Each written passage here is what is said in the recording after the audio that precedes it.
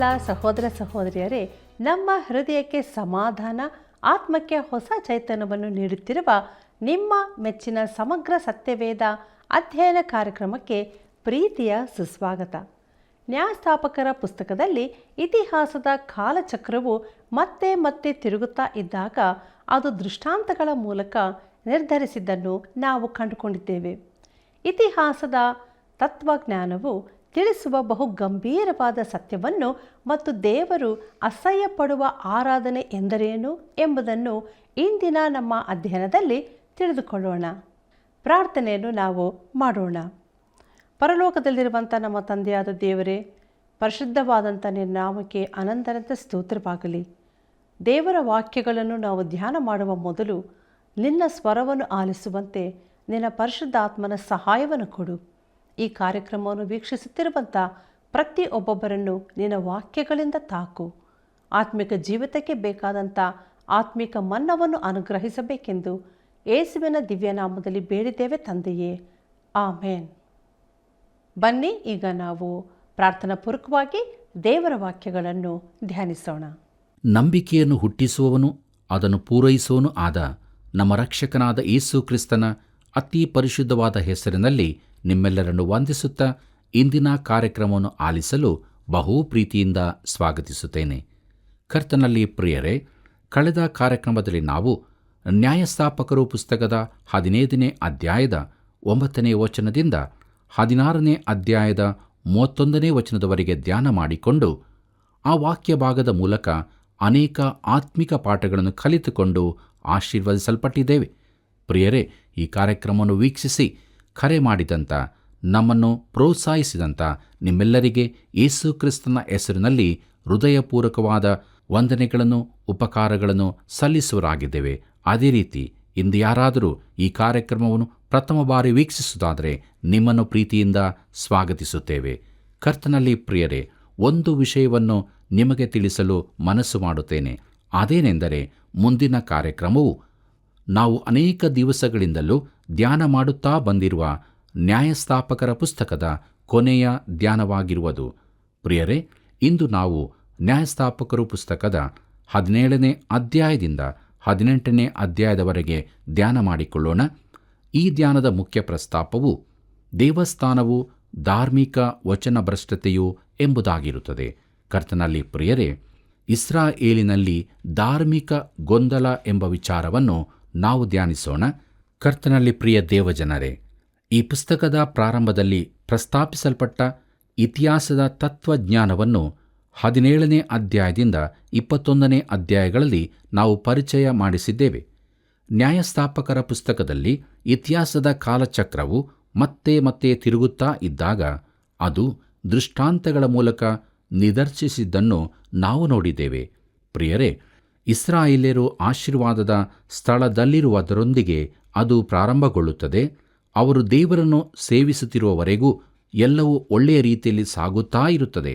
ನಂತರ ಅವರು ದೇವರನ್ನು ಬಿಟ್ಟು ದೂರಕ್ಕೆ ಹೋಗಿ ತಮ್ಮದೇ ಆದ ಮಾರ್ಗಗಳನ್ನು ಹಿಡಿದವರಾಗಿ ಕೆಟ್ಟದ್ದನ್ನು ಮಾಡುವಾಗ ಅವರು ದಾಸತ್ವಕ್ಕೆ ಮಾರಲ್ಪಡುತ್ತಾರೆ. ದಾಸತ್ವದಲ್ಲಿದ್ದಾಗ ಅವರು ಪಶ್ಚಾತ್ತಾಪಪಟ್ಟು ದೇವರಿಗೆ ಮೊರೆಯಿಟ್ಟಾಗ ದೇವರು ನ್ಯಾಯಸ್ಥಾಪಕರನ್ನು ಎಬ್ಬಿಸಿ ಅವರನ್ನು ಶತ್ರುಗಳಿಂದ ಬಿಡಿಸುತ್ತಾನೆ. ಪ್ರಿಯರೇ, ಇಸ್ರಾಯೇಲ್ಯರು ಒಟ್ಟು 7 ವಚನಭ್ರಷ್ಟತೆಯಲ್ಲಿ ಹಾದು ಹೋದರು. ಇದು ನಮಗೆ ಇತಿಹಾಸದ ತತ್ವಜ್ಞಾನವನ್ನು ಕೊಡುತ್ತದೆ. ಪ್ರತಿಯೊಂದು ರಾಷ್ಟ್ರವು ಈ ಕ್ರಮದಲ್ಲಿ ಇಳಿದು ಹೋಗುತ್ತದೆ. ಅದು ಯಾವುದೆಂದರೆ, ಮೊದಲನೆಯದಾಗಿ ಧಾರ್ಮಿಕ ವಚನಭ್ರಷ್ಟತೆ, ಎರಡನೆಯದಾಗಿ ನೈತಿಕ ಘೋರತೆ ಹಾಗೂ ಮೂರನೆಯದಾಗಿ ರಾಜಕೀಯ ಅನಾಯಕತೆ ಎಂಬುದೇ. ಪ್ರೀತಿಯುಳ್ಳ ದೇವಜನರೇ, ನೋಡಿರಿ, ದುಸ್ಥಿತಿಯು ದೇವರ ಆಲಯದಿಂದ ಪ್ರಾರಂಭವಾಗುವುದು, ನಂತರ ಕುಟುಂಬ ಇಲ್ಲವೇ ಮನೆಗೆ ಮುಟ್ಟುವುದು, ಅದರ ನಂತರ ಅದು ಅಂತಿಮವಾಗಿ ದೇಶಕ್ಕೆ ಮುಟ್ಟುವುದು. ಈ ರೀತಿಯಾಗಿ ದೇಶವು ಬಿದ್ದು ಹೋಗುವುದು. ಪ್ರೀತಿಯುಳ್ಳ ಸಹೋದರ ಸಹೋದರಿಯರೇ, ಇಂದಿನ ವಾಕ್ಯ ಧ್ಯಾನಕ್ಕೆ ಬರುವಾಗ ದಾನ್ ಕುಲದವರು ತಮ್ಮ ಎಲ್ಲೆಗಳನ್ನು ವಿಸ್ತರಿಸಿಕೊಳ್ಳುವ ಆಶೆಯಿಂದಾಗಿ ಅದೇ ಕುಲದಲ್ಲಿ ವಚನಭ್ರಷ್ಟತೆಯ ಕಾಲವು ಪ್ರಾರಂಭವಾಯಿತು. ಅದು ದೇವರು ಅಸಹ್ಯಪಡುವ ಆರಾಧನೆಯಲ್ಲಿ ಜಾರಿ ಹೋಗಿರುವಂಥದ್ದಾಗಿತ್ತು. ಅದನ್ನು ಪತ್ತೆ ಹಚ್ಚುವುದಾದರೆ ಅದು ನಮ್ಮನ್ನು ಮೀಕ ಮತ್ತು ಅವನನ್ನು ಹಾಳು ಮಾಡಿದ ಅವನ ತಾಯಿಯ ಮನೆಗೆ ನಡೆಸುತ್ತದೆ. ಪ್ರಿಯರೇ, ಮೀಕನ ಬಳಿಯಲ್ಲಿದ್ದ ಅಸಹ್ಯ ವಸ್ತುಗಳನ್ನು ನೋಡಿಕೊಳ್ಳಲು ಬಾಡಿಗೆಗಾಗಿ ಇಟ್ಟುಕೊಂಡಿದ್ದ ಯಾಜಕನು ದಾನ್ ಕುಲದವರಿಗೆ ಅವರ ಸ್ವಾರ್ಥನಿಷ್ಠ ಉಪಾಯ ಅಥವಾ ಯೋಜನೆಯೊಂದಿಗೆ ಮುನ್ನಡೆಯುವಂತೆ ಸಲಹೆ ನೀಡಿದನು. ಇದು ಬಾಡಿಗೆಗಾಗಿ ಇಟ್ಟುಕೊಂಡಿದ್ದ ಯಾಜಕನ ಸಿಹಿ ಮಾತಾಗಿತ್ತು. ಪ್ರೀತಿಯುಳ್ಳ ದೇವಜನರೇ, ಮುಂದಕ್ಕೆ ನಾವು ಧ್ಯಾನ ಮಾಡಲಿದ್ದೇವೆ ಎಫ್ರಾಹಿಮಿನಲ್ಲಿ ದೇವರು ಅಸಹ್ಯಪಡುವ ಆರಾಧನೆ ಎಂಬುದಾಗಿ. ನ್ಯಾಯಸ್ಥಾಪಕರು 17ನೇ ಅಧ್ಯಾಯ 1 ಮತ್ತು 2ನೇ ವಚನ ಹೀಗೆ ಹೇಳುತ್ತದೆ: ಎಫ್ರಾಹಿಂ ಬೆಟ್ಟದ ಸೀಮೆಯಲ್ಲಿ ಮೀಕನೆಂಬೊಬ್ಬ ಮನುಷ್ಯನಿದ್ದನು. ಅವನು ಒಂದಾನೊಂದು ದಿವಸ ತನ್ನ ತಾಯಿಗೆ, ಅಮ್ಮ, ಕಳವಾಗಿದ್ದ ನಿನ್ನ 1,100 ರೂಪಾಯಿಗಳಿಗೋಸ್ಕರ ನೀನು ನನಗೆ ಕೇಳಿಸುವಂತೆ ಶಪಿಸಿದೆಯಲ್ಲ, ಇಗೋ ಆ ರೂಪಾಯಿಗಳು ನನ್ನ ಹತ್ತಿರ ಇವೆ, ನಾನು ತೆಗೆದುಕೊಂಡಿದ್ದೇನು ಎಂದು ಹೇಳಲು ಆಕೆಯು, ನನ್ನ ಮಗನೇ, ಯೆಹೋವನು ನಿನ್ನನ್ನು ಆಶೀರ್ವದಿಸಲಿ ಅಂದಳು ಎಂಬುದಾಗಿ.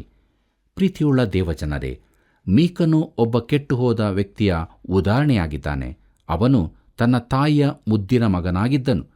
ತಾಯಿಯು ಸ್ವಲ್ಪ ಹಣವನ್ನು ಕೂಡಿಸಿ ಇಡುತ್ತಿದ್ದುದನ್ನು ಅವನು ತಿಳಿದಿದ್ದನು ಮತ್ತು ಅದನ್ನು ಕದ್ದುಕೊಳ್ಳಲು ತೀರ್ಮಾನಿಸಿದನು.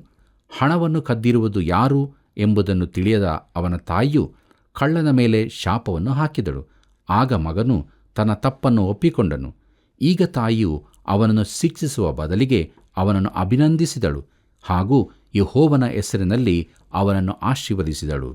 ಪ್ರೀತಿಯುಳ್ಳ ದೇವಜನರೇ, ನ್ಯಾಯಸ್ಥಾಪಕರು 17ನೇ ಅಧ್ಯಾಯ 3ನೇ ವಚನ ಹೀಗೆ ಹೇಳುತ್ತದೆ: ಅವನು ಆ 1,100 ರೂಪಾಯಿಗಳನ್ನು ತನ್ನ ತಾಯಿಗೆ ಹಿಂದಕ್ಕೆ ಕೊಡಲು ಆಕೆಯು, ನನ್ನ ಮಗನಿಗೆ ಹಿತವಾಗಲೆಂದು ಈ ಹಣವನ್ನು ಯೆಹೋವನಿಗೆ ಹರಕೆ ಮಾಡಿದ್ದೇನೆ.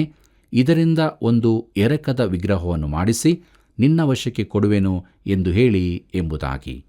ಪ್ರೀತಿಯುಳ್ಳ ಸಹೋದರ ಸಹೋದರಿಯರೇ, ನೋಡಿರಿ, ಮೀಕನು ತನ್ನ ತಾಯಿಗೆ ಹಣವನ್ನು ಹಿಂದಿರುಗಿಸಿದಾಗ ಅವಳು ಆ ಹಣವನ್ನು ಯೆಹೋವನಿಗೆ ಹರಕೆ ಮಾಡಿರುವುದಾಗಿ ಹೇಳಿ ಆ ಹಣದಿಂದ ಸ್ವಲ್ಪ ಭಾಗವನ್ನು ತೆಗೆದುಕೊಂಡು ದೇವರು ಅಸಹ್ಯಪಡುವ ಒಂದು ವಸ್ತುವನ್ನು ಮಾಡುವುದಕ್ಕಾಗಿ ಕೊಟ್ಟಳು. ದಯಮಾಡಿ ಗಮನಿಸಿರಿ, ಅವರು ದೇವರು ಅಸಹ್ಯಪಡುವ ಆರಾಧನೆಗೆ ಜಾರಿ ಹೋಗಿದ್ದಾರೆ. ಇವರಂತೆಯೇ ಇಂದು ಅನೇಕ ದೇವರ ಮಕ್ಕಳೆನಿಸಿಕೊಳ್ಳುವವರು ಅಸಂಬದ್ಧರಾಗಿದ್ದಾರೆ. ಪ್ರೀತಿಯುಳ್ಳ ಸಹೋದರ ಸಹೋದರಿಯರೇ, ನ್ಯಾಯಸ್ಥಾಪಕರು 17ನೇ ಅಧ್ಯಾಯ 5 ಮತ್ತು 6ನೇ ವಚನವನ್ನು ಗಮನಿಸೋಣ. ಅಲ್ಲಿ ನಾವು ಹೀಗೆ ನೋಡುತ್ತೇವೆ: ಈ ಮೀಕನು ಎಫೋದನ್ನು ವಿಗ್ರಹಗಳನ್ನು ಮಾಡಿಸಿ ಅವುಗಳನ್ನು ತಾನು ಕಟ್ಟಿಸಿದ ದೇವಸ್ಥಾನದಲ್ಲಿಟ್ಟು ತನ್ನ ಕುಮಾರರೊಬ್ಬನನ್ನು ಅರ್ಚಕ ಸೇವೆಗೆ ಪ್ರತಿಷ್ಠಿಸಿದನು. ಆ ಕಾಲದಲ್ಲಿ ಇಸ್ರಾಯೇಲರೊಳಗೆ ಅರಸನಿರಲಿಲ್ಲ, ಪ್ರತಿಯೊಬ್ಬನು ಮನಸ್ಸಿಗೆ ಬಂದ ಹಾಗೆಯೇ ನಡೆಯುತ್ತಿದ್ದನು ಎಂಬುದಾಗಿ. ಪ್ರಿಯರೇ, ಮೀಕನ ಬಳಿಯಲ್ಲಿ ಒಂದು ದೇವಸ್ಥಾನವಿತ್ತು.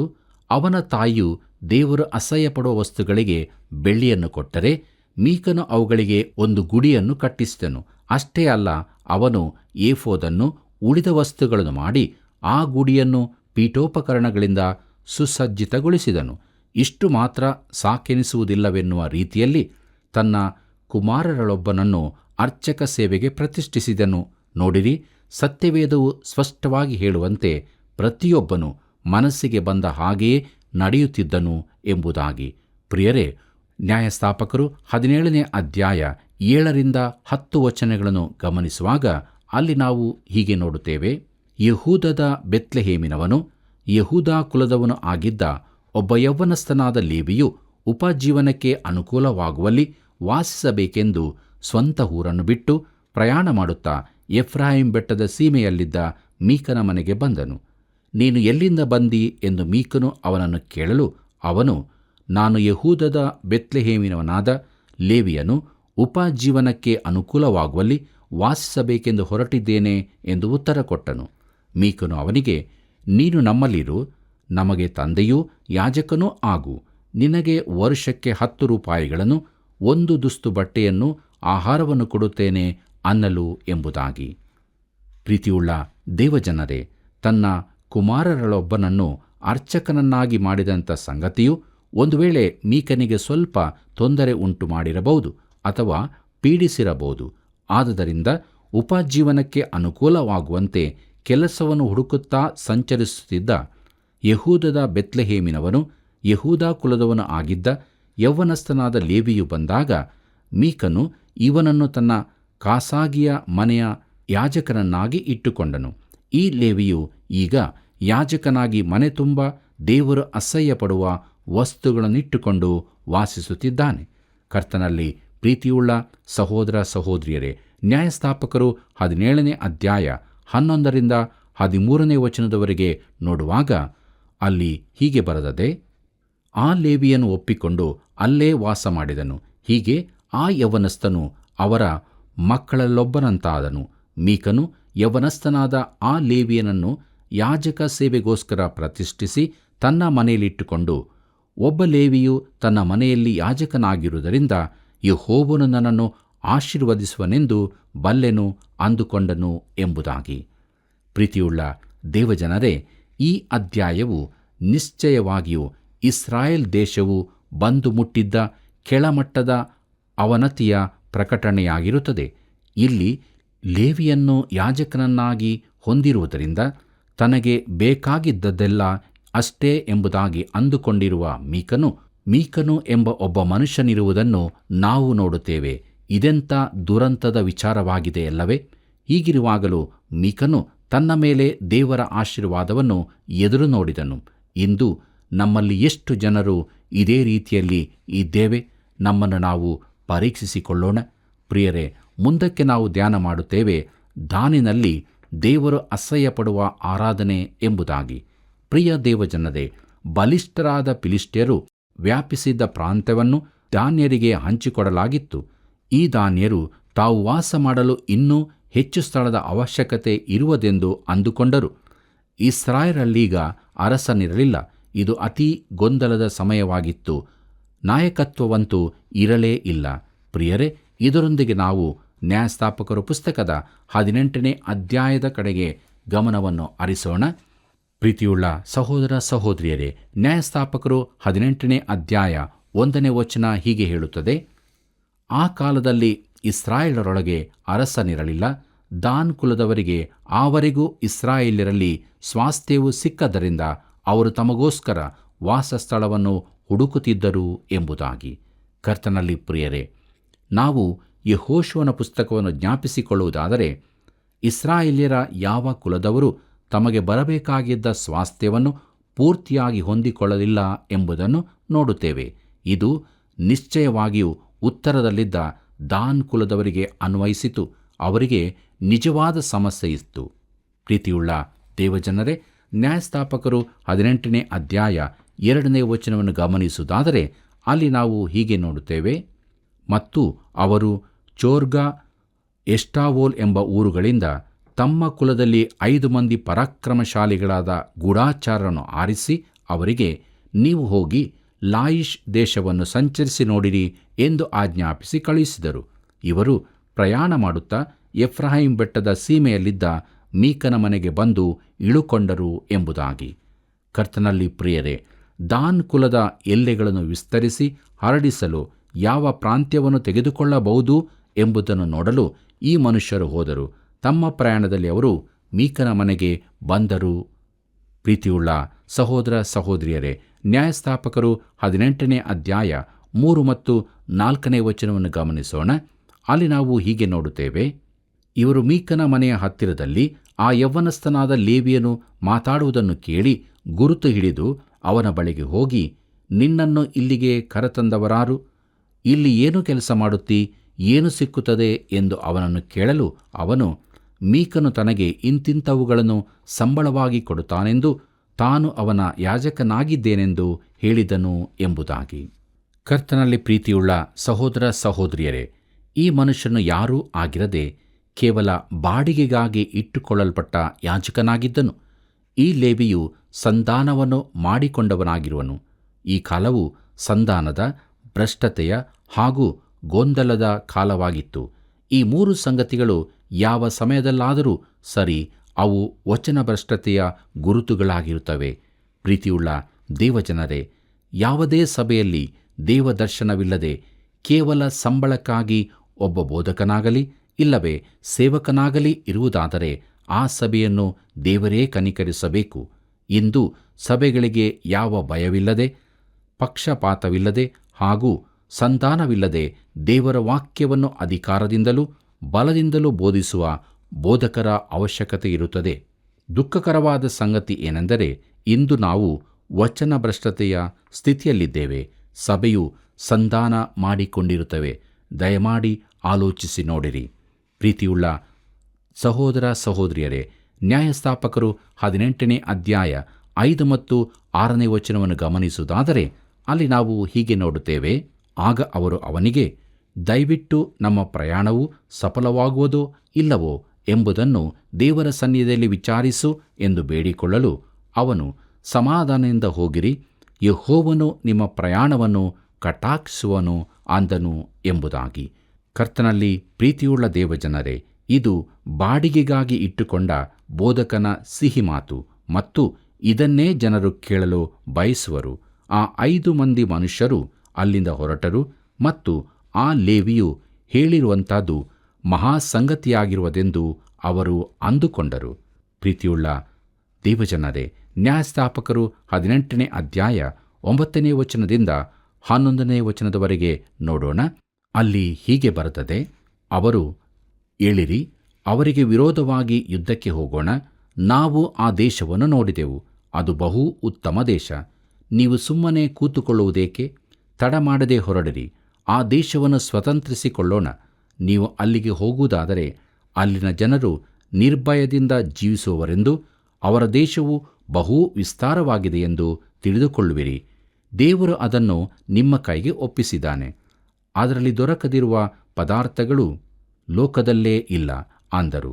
ಆಗ ಚೋರ್ಗಾ, ಎಷ್ಟಾವೋಲ್ ಊರುಗಳಿಂದ 600 ಮಂದಿ ದಾನ್ ಕುಲದವರು ಯುದ್ಧ ಸನ್ನದ್ಧರಾಗಿ ಹೊರಟು ಎಂಬುದಾಗಿ. ಕರ್ತನಲ್ಲಿ ಪ್ರಿಯರೇ, ದಾನ್ಯರು ಲಾಯಿಷನ್ನು ಸ್ವತಂತ್ರಿಸಿಕೊಳ್ಳಬೇಕೆಂಬ ಸಲಹೆಯನ್ನು ನೀಡುವ ಉತ್ತಮ ವರದಿಯು ಗೂಢಾಚಾರದಿಂದ ತರಲ್ಪಟ್ಟಿತು. ಆದುದರಿಂದ 600 ಮಂದಿ ಯುದ್ಧ ಸನ್ನದ್ಧರಾಗಿ ತಮ್ಮ ಕುಟುಂಬಗಳನ್ನು, ತಮ್ಮ ಸೊತ್ತುಗಳನ್ನು ತೆಗೆದುಕೊಂಡು ಹೊರಟರು. ಲಾಯಿಷಿಗೆ ಹೋಗುವ ದಾರಿಯಲ್ಲಿ ಮೀಕನ ಮನೆಯನ್ನು ನುಗ್ಗಿ ಅವನ ಬಳಿಯಲ್ಲಿದ್ದ ದೇವರು ಅಸಹ್ಯಪಡುವ ವಸ್ತುಗಳನ್ನು, ಅವನ ಯಾಜಕನನ್ನು ತೆಗೆದುಕೊಂಡು ಹೋದರು. ನಂತರ ಅವರು ಲಾಯಿಷನ್ನು ಆಕ್ರಮಿಸಿ ಅದರ ಜನರನ್ನು ಸಂಹರಿಸಿ ಆ ಪಟ್ಟಣವನ್ನು ಸುಟ್ಟು ಹಾಕಿ ಅದನ್ನು ತಿರುಗಿ ಕಟ್ಟಿಸಿ ಅದರಲ್ಲಿ ವಾಸಿಸಿದರು. ಆ ಪಟ್ಟಣಕ್ಕೆ ದಾನ್ ಎಂದು ಹೆಸರಿಟ್ಟರು. ಪ್ರಿಯರೇ, ಈ ಎಲ್ಲ ವಿಷಯಗಳನ್ನು 12ರಿಂದ 29 ವಚನಗಳಲ್ಲಿ ನೋಡುತ್ತೇವೆ. ಪ್ರೀತಿಯುಳ್ಳ ದೇವಜನರೇ, ನಮ್ಮ ಕಾರ್ಯಕ್ರಮದ ಅಂತ್ಯ ಭಾಗಕ್ಕೆ ನಾವು ಬಂದಿರುವಾಗ ನ್ಯಾಯಸ್ಥಾಪಕರು 18ನೇ ಅಧ್ಯಾಯ 30 ಮತ್ತು 31ನೇ ವಚನವನ್ನು ಗಮನಿಸೋಣ. ಅಲ್ಲಿ ಹೀಗೆ ಬರೆದದೆ, ಇದಲ್ಲದೆ ದಾನ್ಯರು ಆ ವಿಗ್ರಹವನ್ನು ತಮ್ಮ ಪಟ್ಟಣದಲ್ಲಿಟ್ಟರು. ಇಸ್ರಾಯೇಲ್ಯರು ಸೆರೆಗೆ ಹೋಗುವವರೆಗೆ ಮೋಶೆಯ ಮೊಮ್ಮಗನೂ ಗೆರ್ಷೋಮನ ಮಗನೂ ಆದ ಯೆಹೋನಾತಾನನು ಅವನ ವಂಶದವರು ದಾನ್ಯರಿಗೆ ಯಾಜಕರಾಗಿದ್ದರು. ಸಿಲೋವಿನಲ್ಲಿ ದೇವಸ್ಥಾನವಿದ್ದ ಕಾಲದಲ್ಲೆಲ್ಲ ದಾನ್ಯರಲ್ಲಿ ಮೀಕನು ಮಾಡಿಸಿದ ವಿಗ್ರಹವಿತ್ತು ಎಂಬುದಾಗಿ. ಪ್ರೀತಿಯುಳ್ಳ ದೇವಜನರೇ, ಇಲ್ಲಿ ನಿಜವಾದ ವಚನ ಭ್ರಷ್ಟತೆಯ ಚಿತ್ರಣವನ್ನು ನಾವು ನೋಡುವರಾಗಿದ್ದೇವೆ. ವಿಮೋಚನಕಾಂಡ ಪುಸ್ತಕ 20ನೇ ಅಧ್ಯಾಯ 3 ಮತ್ತು 4ನೇ ವಚನಗಳು ಓದುವಾಗ ಅಲ್ಲಿ ಮೋಶೆಯು ದೇವರ ಪರವಾಗಿ ಮಾತನಾಡುತ್ತಾ ಹೀಗೆ ಹೇಳಿದ್ದನ್ನು ನೋಡುತ್ತೇವೆ. ಹೇಗೆಂದರೆ, ನಾನಲ್ಲದೆ ನಿನಗೆ ಬೇರೆ ದೇವರುಗಳು ಇರಬಾರದು, ಯಾವ ಮೂರ್ತಿಯನ್ನೂ ಮಾಡಿಕೊಳ್ಳಬಾರದು, ಆಕಾಶದಲ್ಲಾಗಲಿ ಭೂಮಿಯಲ್ಲಾಗಲಿ ಭೂಮಿಯ ಕೆಳಗಣ ನೀರಿನಲ್ಲಾಗಲಿ ಇರುವ ಯಾವುದರ ರೂಪವನ್ನು ಮಾಡಿಕೊಳ್ಳಬಾರದು ಎಂಬುದಾಗಿ. ಪ್ರೀತಿಯುಳ್ಳ ದೇವಜನರೇ, ಆದರೆ ಈಗ ಅದೇ ಮೋಶೆಯ ಮೊಮ್ಮಗನಾದ ಯೆಹೋನಾತಾನನು ದೇವರು ಅಸಹ್ಯಪಡುವ ವಸ್ತುವನ್ನಿಟ್ಟುಕೊಂಡು ಯಾಜಕನಾಗಿದ್ದಾನೆ. ಜನರು ಈಗ ದೇವರನ್ನು ಬಿಟ್ಟು ಬಹು ದೂರ ಹೋಗಿಬಿಟ್ಟಿದ್ದಾರೆ. ಎಂಥ ದುರಂತದ ಸಂಗತಿಯಲ್ಲವೇ? ಪ್ರೀತಿಯುಳ್ಳ ಸಹೋದರ ಸಹೋದರಿಯರೇ, ವಚನ ಭ್ರಷ್ಟತೆಯು ಬಹು ಘೋರವಾದ ಸಂಗತಿಯಾಗಿರುತ್ತದೆ ಮತ್ತು ದೇಶದ ಸಮಸ್ಯೆಯು ಧಾರ್ಮಿಕ ವಚನ ಭ್ರಷ್ಟತೆಯಿಂದ ಪ್ರಾರಂಭಗೊಳ್ಳುತ್ತದೆ. ಇದುವೇ ಇಸ್ರಾಯೇಲ್ ದೇಶಕ್ಕೆ ಸಂಬಂಧಿಸಿದ್ದು. ಇಲ್ಲಿ ಮೋಶೆಯ ಮೊಮ್ಮಗನೇ ಮೀಕನಿಂದ ಕದ್ದುಕೊಂಡು ಬಂದಿದ್ದ ದೇವರು ಅಸಹ್ಯಪಡುವ ವಸ್ತುಗಳಿಗೆ ಯಾಜಕನಾಗಿ ಸೇವೆಯನ್ನು ಸಲ್ಲಿಸುತ್ತಿರುವನು. ಪ್ರಿಯರೇ, ಇಲ್ಲಿಗೆ ನ್ಯಾಯಸ್ಥಾಪಕರು ಪುಸ್ತಕದ 18ನೇ ಅಧ್ಯಾಯವು ಮುಕ್ತಾಯವಾಯಿತು. ಮುಂದಕ್ಕೆ ನಾವು ನ್ಯಾಯಸ್ಥಾಪಕರು ಪುಸ್ತಕದ ಕೊನೆಯ ಅಧ್ಯಾಯದ ಧ್ಯಾನಕ್ಕಾಗಿ ನಾವು ಸಿದ್ಧ ಮಾಡಿಕೊಳ್ಳಲಿದ್ದೇವೆ. ಆದುದರಿಂದ ಪ್ರಿಯರೇ, ನಮ್ಮ ಜೀವಿತವನ್ನು ಕೇಳಿದಂಥ ವಾಕ್ಯದ ಬೆಳಕಿನಲ್ಲಿ ಪರೀಕ್ಷೆ ಮಾಡಿಕೊಳ್ಳೋಣ. ನಮ್ಮಲ್ಲಿ ವಚನ ಭ್ರಷ್ಟತೆಯು ಇದೆಯೋ? ನಾವು ದೇವರಿಂದ ದೂರವಾಗಿ ಜೀವಿಸ್ತಾ ಇದ್ದೇವೆಯೋ? ದೇವರಾತ್ಮನು ನಮ್ಮ ಸಂಗಡ ಮಾತನಾಡಿ ಸತ್ಯವನ್ನು ತಿಳಿಸಿರುವುದಾದರೆ ನಾವು ನಮ್ಮನ್ನೇ ಆತನ ಕೈಗೆ ಒಪ್ಪಿಸಿಕೊಡೋಣ. ನಮ್ಮ ಜೀವಿತದಲ್ಲಿ ದೇವರ ದಿವ್ಯ ಪ್ರಸನ್ನತೆಯನ್ನು ಹೊಂದಿದವರಾಗಿ ದೇವರು ಮೆಚ್ಚುವಂಥ ಜೀವಿತವನ್ನು ನಾವು ಜೀವಿಸೋಣ. ಹೀಗಾಗುವಂತೆ ದೇವರು ತಾನು ನಮಗೆ ಸಹಾಯ ಮಾಡಲಿ. ಆತನ ಕೃಪೆಯು ನಮ್ಮನ್ನು ನಡೆಸಲಿ. ಪ್ರಿಯರೇ, ನ್ಯಾಯಸ್ಥಾಪಕರು ಪುಸ್ತಕದ ಅಧ್ಯಯನದಲ್ಲಿ ನಾವು ಕಂಡುಕೊಂಡ ಹಾಗೆ ಇಸ್ರಾಯೇಲರು 7 ವಚನ ಭ್ರಷ್ಟತೆಯನ್ನು ಹಾದುಹೋದರು. ಧಾರ್ಮಿಕ ವಚನ ಭ್ರಷ್ಟತೆ, ನೈತಿಕ ಘೋರತೆ, ರಾಜಕೀಯ ಅನಾಯಕತೆ ಎಂಬ ಕ್ರಮಕ್ಕೆ ಪ್ರತಿಯೊಂದು ರಾಷ್ಟ್ರವೂ ಇಳಿದು ಹೋಗುತ್ತದೆ. ದೇವರು ಮೋಶೆ ಮುಖಾಂತರವಾಗಿ ಕೊಟ್ಟ ಆಜ್ಞೆಯನ್ನು ಕೊನೆಗೆ ಮೋಶೆಯ ಮೊಮ್ಮಗನಾದ ಯೆಹೋನಾಥಾನನಿಂದಲೇ ಮುರಿಯಲ್ಪಟ್ಟದ್ದು ದುರಂತದ ಸಂಗತಿಯೇ ಆಗಿದೆ. ಆದ್ದರಿಂದ ಪ್ರಿಯರೇ, ಜೀವಸ್ವರೂಪನಾದ ದೇವರನ್ನು ಆರಾಧಿಸುತ್ತಾ ನಂಬಿಕೆಯಲ್ಲಿ ವಿಧೇಯತೆಯ ಜೀವಿತ ಜೀವಿಸೋಣ. ಪ್ರಿಯರೇ, ಕಾರ್ಯಕ್ರಮ ವೀಕ್ಷಿಸಿ ದೇವರ ಆಶೀರ್ವಾದ ಹೊಂದಿಕೊಂಡು ಕರೆ ಮಾಡಿದ ನಿಮ್ಮೆಲ್ಲರಿಗೂ ಕೃತಜ್ಞತೆಗಳು. ಸತ್ಯದ ಅರಿವನ್ನು ಹುಟ್ಟಿಸುವ ಈ ಸತ್ಯವೇದ ಅಧ್ಯಯನ ಕಾರ್ಯಕ್ರಮದ ಬಗ್ಗೆ ಇತರರಿಗೆ ಕೂಡ ನೀವು ತಿಳಿಸಿರಿ. ತಪ್ಪದೇ ಮಿಸ್ ಕಾಲ್ ಕೊಡಿರಿ. ದೇವರು ನಿಮ್ಮನ್ನು ಆಶೀರ್ವದಿಸಲಿ.